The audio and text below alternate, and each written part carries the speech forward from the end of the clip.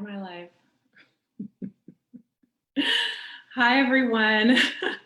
Hi, everyone. I'm Simone Simpson from Wondering Yoga Cafe Entertainment, where we show you the easy steps to create your life 30 days at a time.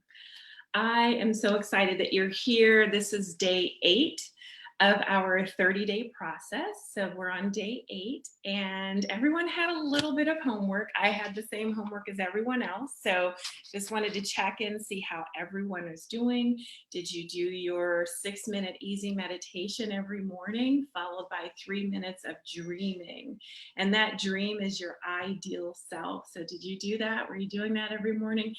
I remembered to do it, and I'm just excited to share that with you, this meditation. I know so many people I've heard over the years have been wanting to get in a habit of meditating every day, have been wanting, they feel it's hard or difficult. And so this meditation is my gift to you. My background on meditation, I have been meditating for about 15 years. I am a Kriyaban. I was initiated as a Kriyaban. Kriya Yoga was an ancient, sacred, rich meditation practice. It's been around for thousands of years, although it was hidden. It was only known by sages and also by priests. So one priest would pass it to the next priest or one sage to the next sage. So it was hidden. So I'm an initiated Kriyaban, and I'm just excited to be able to share meditating with you. And I just wanted to bring it in an easy way that's fun and something that's doable. It's every day, something that you want to do every day. So I created that. The link is in the description. So when you click on that, it takes you right to the meditation. And so a good idea is at the end of the live, click on the link. It takes you to the meditation. Leave that open, leave that tab open on your device. That way in the morning, as soon as you open your eyes, you can turn on your device, click on the meditation, and it's there. Then you close your eyes and go with the meditation. It is a guided meditation. It's very easy to listen to. So it is there for you. It is my gift to you. And I wanted to let you know just what I noticed after the first 30 days. So this process is how to create your life 30 days at a time. So I'm doing 30 days and then another 30 days and then another 30 days. A lot of the times I'm in a collab with Liza, so she'll be in on the check-ins, but we're just doing 30 days at a time. And the first 30 days, one thing that I noticed I'm really excited about is the amount of time I spend working. I am very focused and very inspired and driven, and I like what I do. So a lot of times I say, okay, I'm going to stop working at 6. And then the next thing I know, I'm calling another client. I manage about 500 high revenue generating clients. So by the time I see, it's been 2.5 more hours. And I've been doing that for almost 6 years, just working 10-hour days, 11-hour days, just easily doing it, checking in, doing a few things on the weekends.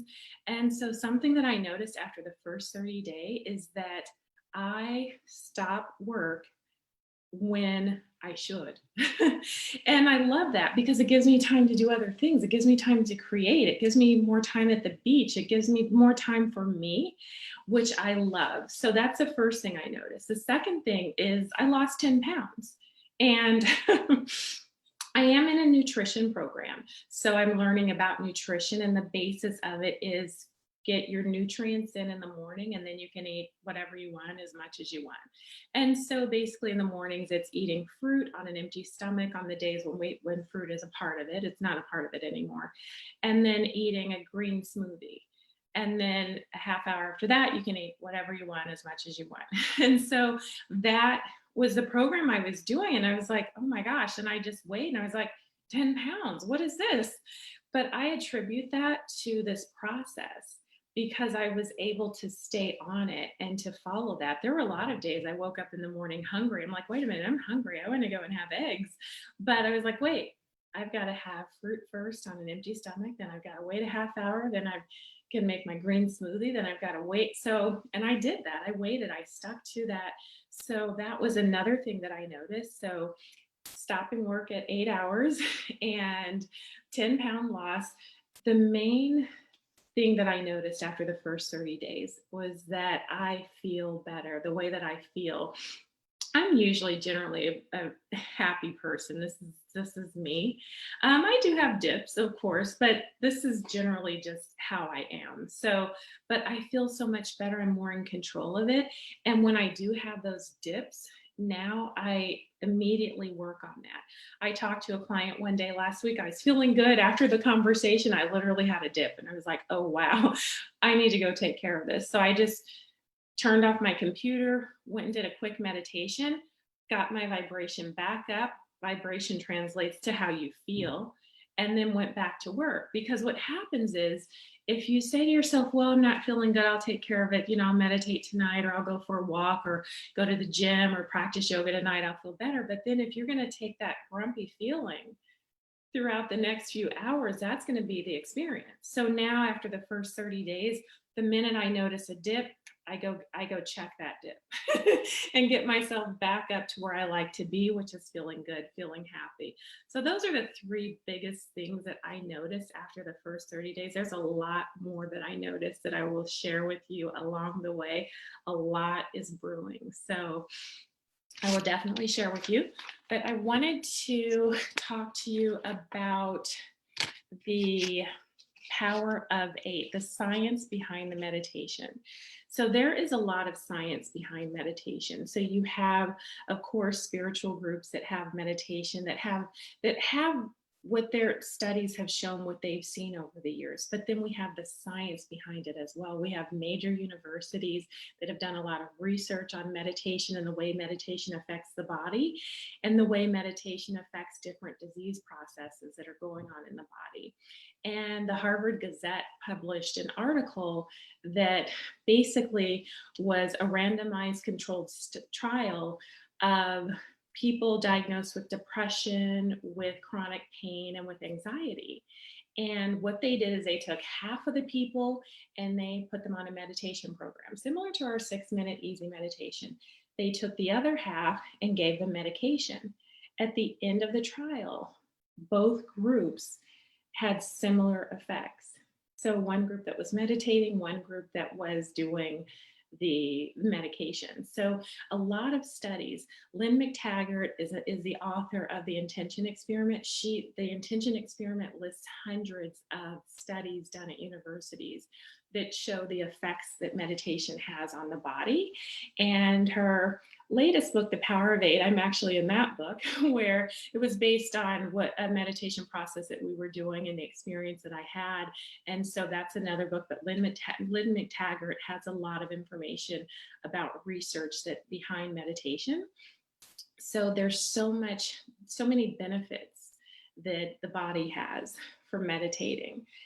And one of the main things that we're doing when we meditate, when we do that 6-minute meditation, one of the main things that we're doing, there are two main things. Number one is we are clearing our minds. What that means is you're stopping thought. So I know a lot of us, our minds run all day long, but when you meditate, you're basically getting yourself to a point where you stop thought. There's no thoughts going on in your mind. And I remember when I first started meditating and I could hold that spot of having no thoughts for a second or two, sometimes 3 seconds, it went up to 5, but we're stopping thought. And it grows over time. It does take time. And the second thing we're doing is we are bringing in a thought on a specific topic. So you're stopping thought sometimes when you're meditating, but you're also bringing in thought on a specific topic. And then you're choosing what to think about relating to that topic. And so, for instance, let's say if we are doing a meditation and we're meditating on health. Well, when you hear the word health, especially right now, there's so much out there on health.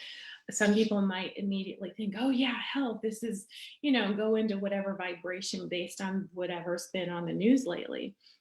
However, when you're meditating, you are directing the way, what you want to think about that topic. So if it's health, you're deciding what to think about health. And so basically you can think, oh wow, it's really convenient that I can practice yoga or stretch in my living room. Isn't it nice that I can research healthy foods and go to any grocery store and find those? And so that's another way of thinking about health. So when you meditate, there are different topics and you get to decide what you want to think about those topics. And what you're thinking is directly related to how you feel. What you're thinking is directly related to how you feel. What you think is directly related to how you feel. And being in control of how you feel is the name of the game. That is so important. Once you are in control of how you feel, you then have the power. Because you can walk into any circumstance, you can see something and not react to it. You can see it and then actually take a step back mentally. And you can observe something, but not react to that. You can have compassion, meaning you can see something that's happening and you can observe it, you can feel for the person without reacting to it, without dropping to the vibration of what you're observing. And you can't help anyone if they're sad and then you're sad. That doesn't help. So if you want to help someone, if that is your goal, then the best place to help someone is from a place of feeling good. So that is what we're doing with the meditation. And when I mention how you feel, how important that is, David Hawkins is an MD PhD. He's transitioned. He passed away in 2002, but he's an MD PhD. And he wrote a book, Power versus Force, published it in 1995.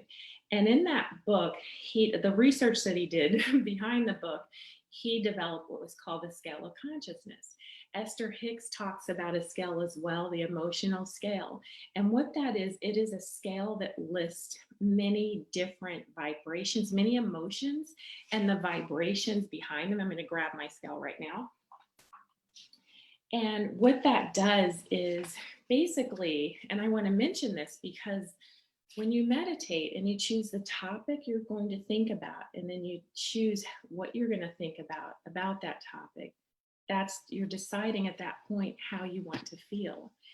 And so different vibrations different thoughts, have different vibrations, different emotions have different vibrations. I like that Esther Hicks calls it an emotional scale because I relate these two emotions. But guilt is at 30. 30 is the frequency of guilt. There is fear. It's at 100. So fear is a better feeling than guilt, as long as you're moving up. So if someone felt guilty about something, oh no, and then all of a sudden they're scared. They're just scared like, oh wow, that's not a good thing. So then anger is at 150. So anger is higher up than fear. I don't live in these vibrations anymore, so I don't have solid examples at this time. I can get to them, but I'm not there right now. I was at fear yesterday when someone was showing me a picture of a shark that, that someone fished out of the water earlier that day.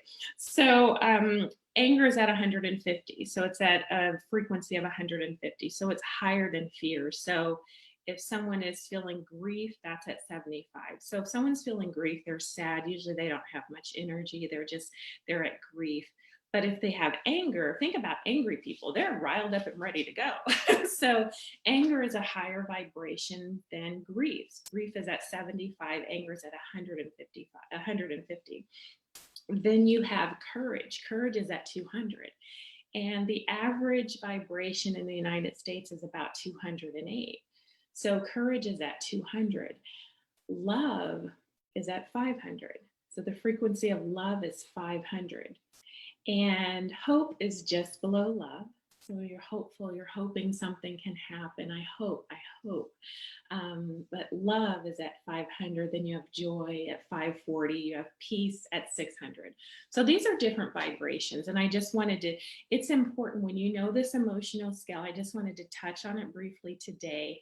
Next Sunday, I will bring a copy of that. I will have it in the description above, and I will also have it on my channel and on my website, because this is important to know. When you know the frequency of the emotions that you're feeling, then that way when you're feeling that emotion, you can think more about it, and you have different experiences based on your frequency.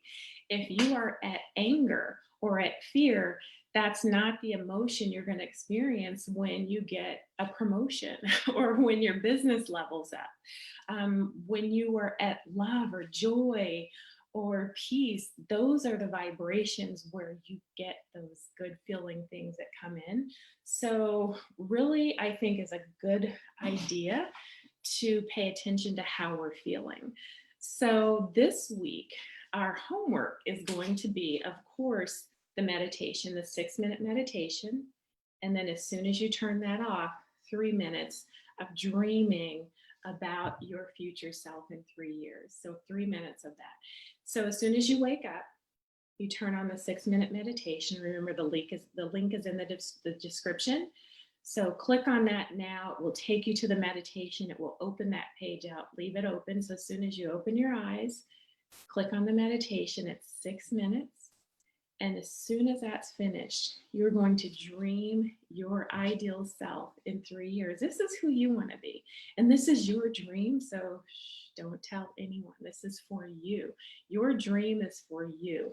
You tell people your dream after you actualize it.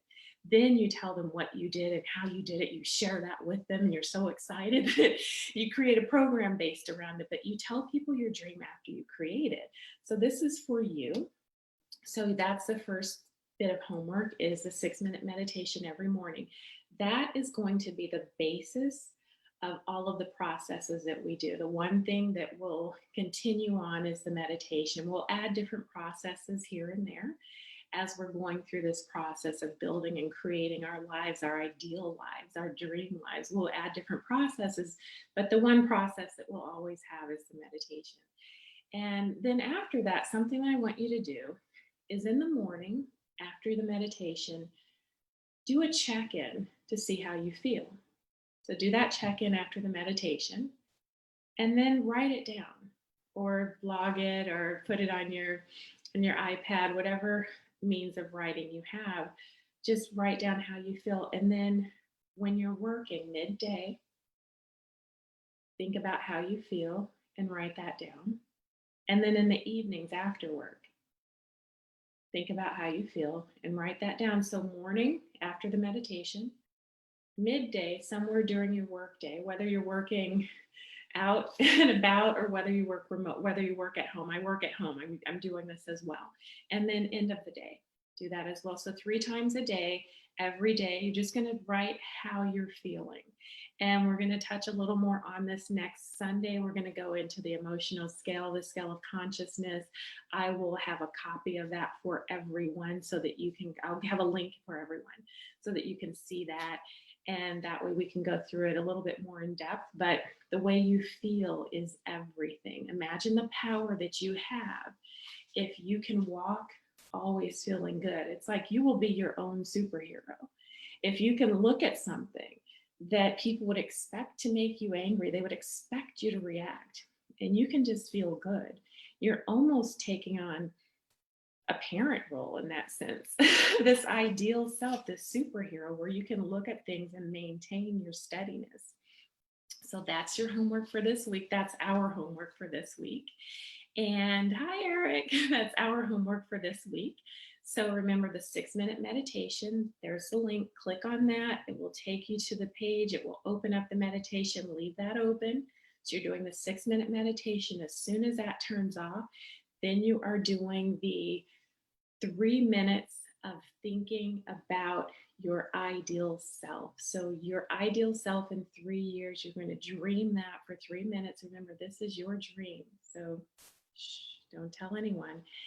And then throughout the day, 3 times a day, you're going to check in with you and see how you feel.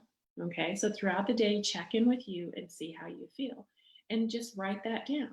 You're going to bring that list next week, and we're going to go through it, talk a little bit more about emotions and vibration and what comes in at different vibrations. And it's really empowering once we know this and we can check in that way. I literally have noticed lately, sometimes I would, like when I had that client the other week, I was like, wait, this conversation is not going to stop me from bringing in what I'm working on. So I went and took care of that. I turned off my computer, went and did a quick process, came back 5 minutes later. Well, actually it was 15 minutes later. I was like, okay, now I'm ready. So these processes empower you. You are your own superhero. You get to reset and restart anytime you decide. and this is fun. We're doing this together. Thank you so much for watching. I'm Simone with Wondering Yoga Cafe Entertainment, sending adventure your way.